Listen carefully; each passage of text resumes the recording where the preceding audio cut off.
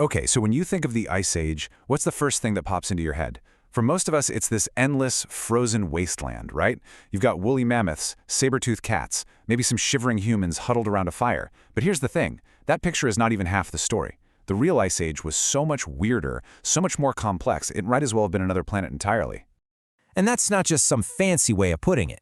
It really, truly was. It wasn't just a colder version of our world. The rules were different. The map was different. The animals were on a whole other level. So let's put that classic image to the test, shall we? We're going to dig in and bust some of the biggest myths about this absolutely incredible time in our planet's past. All right, first things first, and this one's a doozy. We've got to fix the way we even talk about it. Because this idea of a single one-and-done ice age, yeah, that's actually not right. See, the truth is, our planet has gone through a whole bunch of these deep freeze cycles over its very, very long life.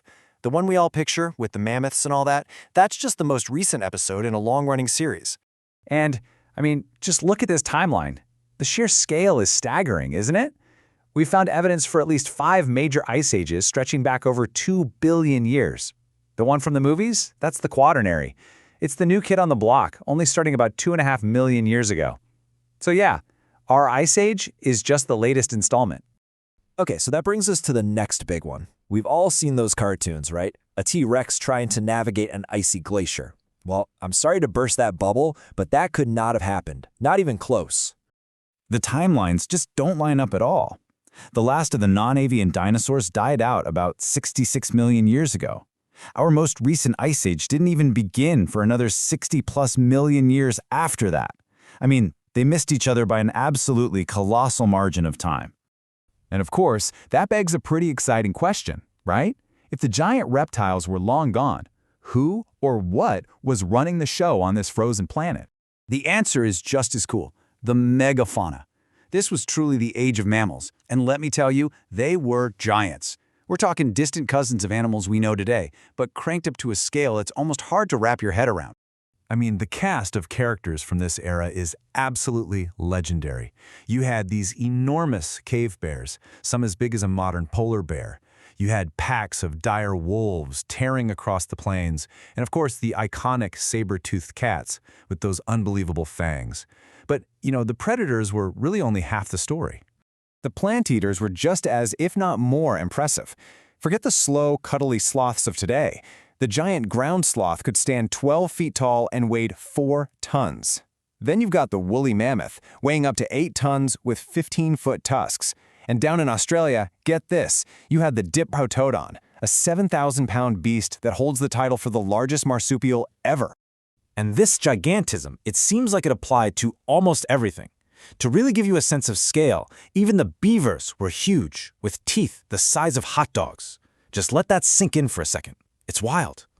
So we have these unbelievable animals, but what kind of world were they living in? It wasn't just a colder version of our map. The actual geography of the planet was completely reshaped. So today, ice covers about 11% of the Earth's landmass. Back then, it was more than double that, around 25%. And when you lock up that much of the world's water into massive, continent-sized ice sheets, it has a huge effect everywhere else. Specifically, it caused global sea levels to drop by an estimated 400 feet. That is a colossal change. It meant that huge stretches of coastline that are now deep underwater were just dry land. And this created a world map that's totally alien to us. You could literally walk from Asia to North America across what we now call the Bering Strait. Great Britain wasn't an island, it was just a peninsula of Europe. Japan was linked to the Asian mainland, and the islands of Indonesia, they were all part of a single vast landmass, sometimes called Sundaland, a whole different world. Now these giant animals were perfectly built for that cold, connected world. But here's where the story takes a turn, and it becomes a bit of a mystery. As the planet started to warm up and the Ice Age drew to a close, these incredible survivors, they just started disappearing. It's kind of a paradox when you think about it, isn't it?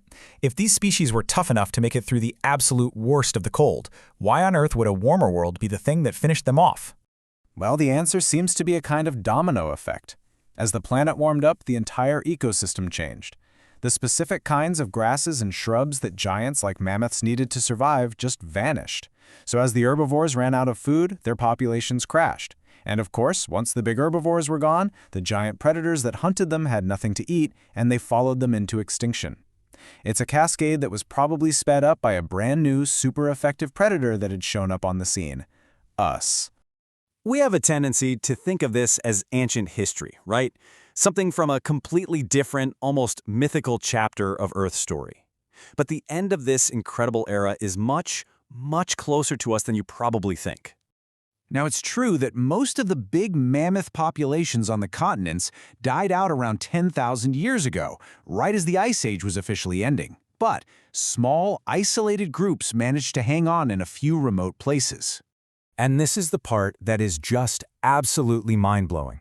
Scientists have found mammoth remains on a few Arctic islands that date to only 4,500 years ago. Think about that. A creature we associate with the Stone Age was still around while the ancient Egyptians were building the Great Pyramids. The Ice Age wasn't some distant, forgotten time. In geological terms, it was basically yesterday. It really makes you wonder, doesn't it? This world of giants isn't just a prehistoric fable. Its last echoes actually overlap with our own written history.